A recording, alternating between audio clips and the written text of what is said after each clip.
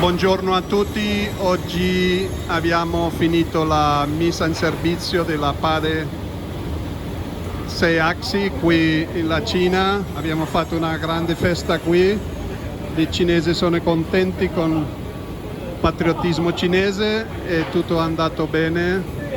And I just want to say thank you for all support from Marcello from Italy and as well Daniel in Indonesia and Milan from Italy and Russia to giving me all my support.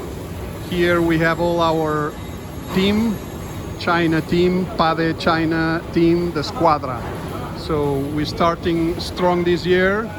We are closing now a second order, so we wish a good success in the next 2021.